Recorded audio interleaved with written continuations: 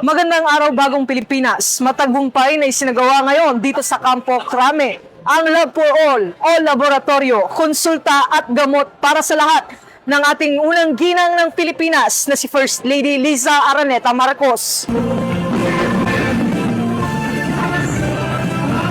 Mas pinalawak ang serbisyong pangkalusugan at ayuda sa publiko sa pamamagitan ng programang Love for All o laboratorio, konsulta at gamot para sa lahat na pinangunahan ni First Lady Liza Araneta Marcos sa Campo Crame, katuwang ang Philippine National Police at iba't ibang ahensya ng pamahalaan.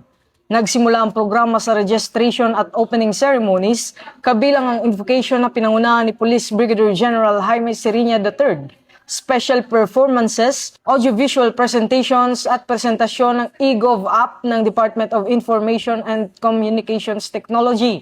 Nagbigay rin ng mensahe ng suporta sina DOH Secretary Teodoro Herbosa, DILG Secretary Juanito Victor Rimulya, Public Attorney's Office Chief Persida Ruida Acosta, Commission on Higher Education Chairperson Shirley Agrupis at San Juan City Mayor Francis Zamora bilang mga kinatawan ng iba't ibang ahensya at sektor ng pamahalaan. Sa pagdating ng First Lady, pinangunahan ni PNP Chief Police General Jose Melencio Nartates Jr.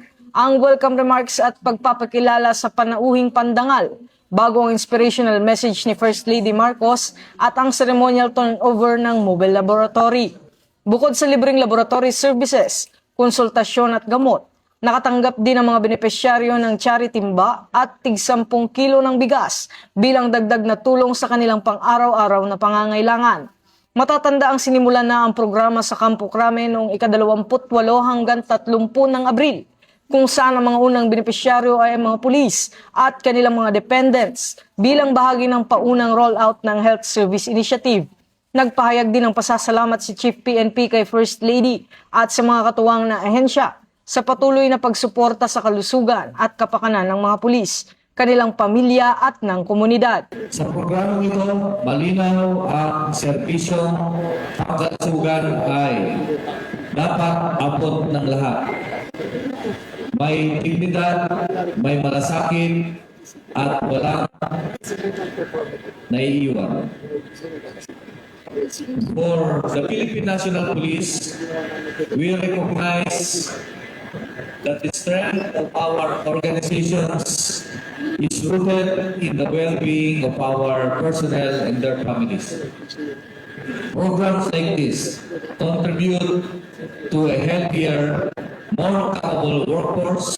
Thank you for leading this meaningful initiative and for placing the welfare of our people at the center of public service.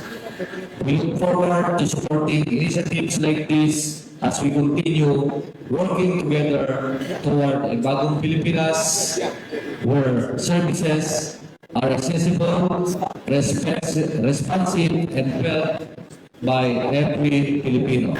My husband, President Marcos, always says, lagi natin mahalin ang Pilipinas. Lagi natin mahalin ang Pilipinas. And nowhere is that love more evident than in the service of our national police. To love our country is not just something we say.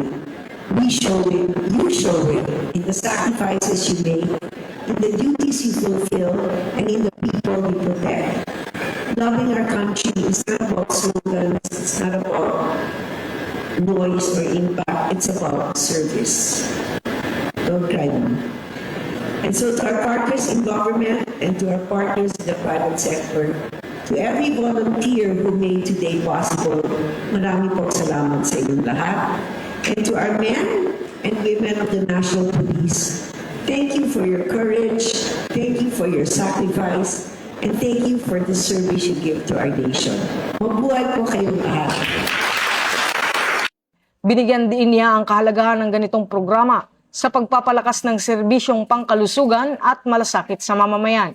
Ito ang bagong PNP para sa bagong Pilipinas, serbisyong mabilis, tapat at nararamdaman. Mula rito sa Campo Crame, ako ang inyong PNN correspondent, Patrolman Don Brosas, alagad ng batas, tagataguyod ng Balitang Pulis.